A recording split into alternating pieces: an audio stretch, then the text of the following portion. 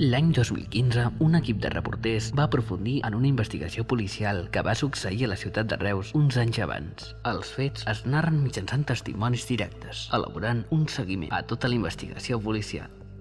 Uns fenòmens sense rellevància pels reusencs, una investigació arxivada i sense resoldre, que va deixar cadàvers trobats en estranyes circumstàncies.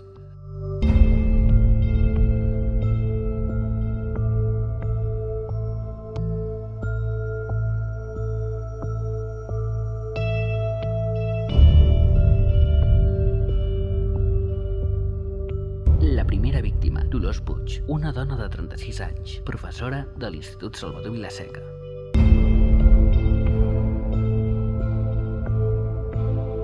Un mes després va aparèixer als exteriors del Mercat Central el cadàver de Carles Valls, de 48 anys.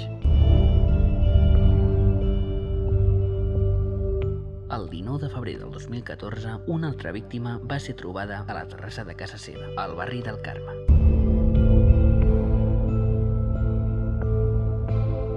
La mort de Joan Ferrer, un comptable de 26 anys, va ser enregistrada per un testimoni.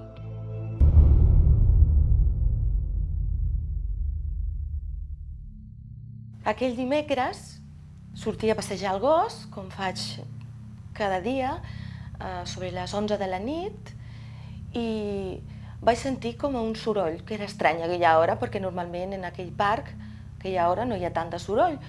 I vaig acostar-me a veure què és el que passava.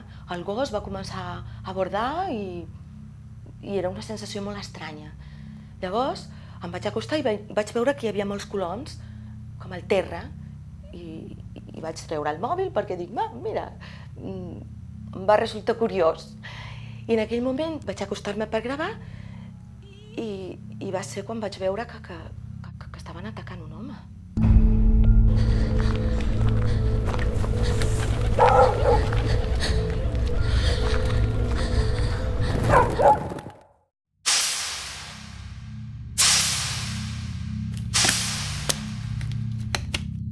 En el cas del senyor Ferrer, a l'hora de fer l'autòpsia vam detectar que hi havia moltes ferides poc profundes i amb alguna mena de substància estranya. Des d'un primer moment vam sospitar que aquestes ferides eren fetes per algun tipus d'au o alguna cosa similar.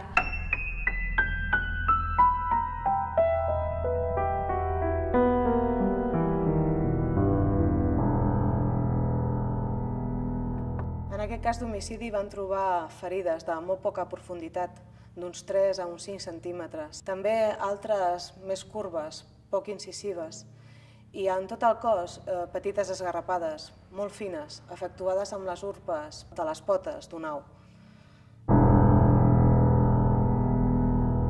En els resultats dels anàlisis clínics van trobar un alt índex d'àcid domoic que, produït per una alga molt tòxica, afecta el sistema nerviós de les aus, produint-los desorientació i agressivitat. Van determinar també que aquella substància estranya presentava un alt grau de fructosa i algun extracte de pera, el que ens va fer determinar que es tractava de la beguda Plim, una beguda local de Reus molt coneguda. Després de contrastar les evidències amb la policia forense, es tracta d'un atac d'un au molt comú aquí a Reus, concretament de l'espècie de Columbia hèvia domèstica, vulgarment anomenada colom.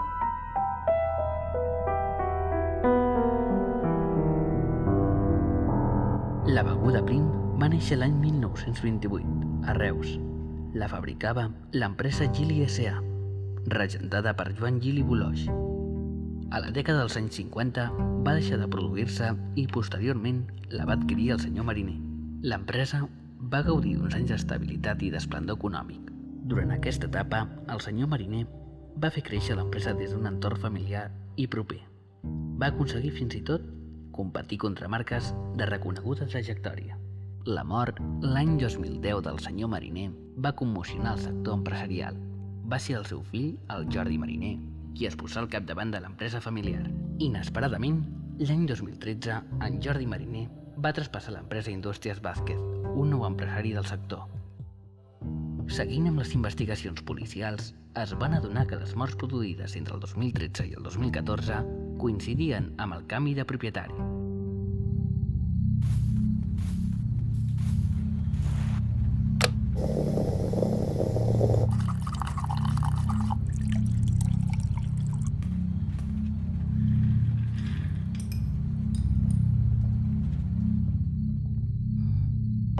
l'aparició d'aquestes morts coincidien amb els canvis de propietaris. Va ser llavors quan van procedir a interrogar el senyor Vázquez, l'actual propietari. Ens va respondre amb una actitud seca i arrogant. Quan van veure que d'ell no en podríem treure cap informació concloent, va ser quan vam decidir interrogar el senyor Mariner. Ens va mostrar una actitud dubitativa. Les seves respostes no eren del tot clares. Vam veure clarament que entre el senyor Mariner i el senyor Vázquez hi havia una relació més directa del que ells volien aparentar. Però comparant les dues declaracions, vam veure que no hi havia cap prova concloent que el relacionés amb les morts. L'investigació havia arribat a un punt mort i arribat aquí vam decidir arxivar el cas. El senyor Vázquez va mostrar molt d'interès a la compra de l'empresa. Va oferir una suculenta quantitat de diners per a una petita empresa amb beneficis molt discrets. Això va crear moltes sospites. De totes maneres, va accedir a vendre l'empresa.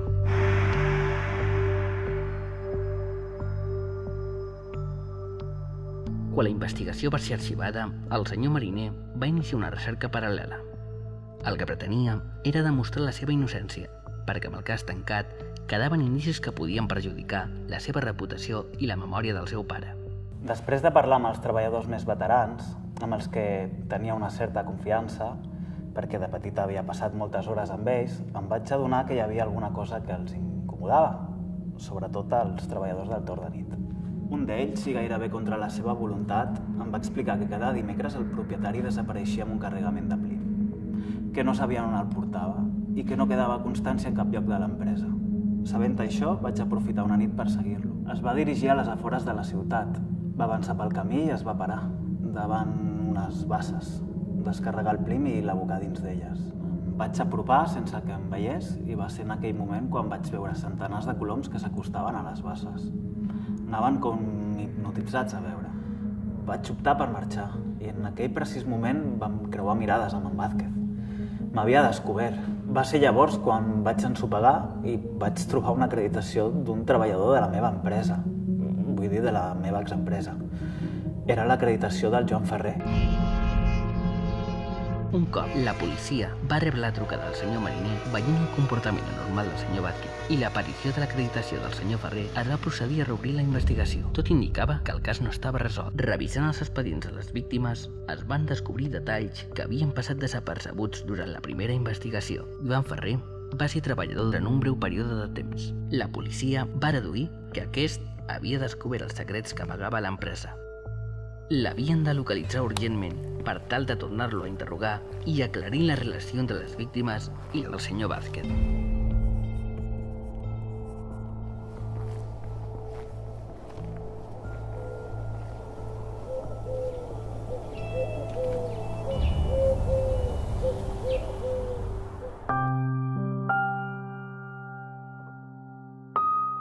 Actualment, el senyor Vázquez encara no ha aparegut. El dispositiu de recerca segueix operatiu. El cas torna a estar aturat fins a trobar una nova línia d'investigació.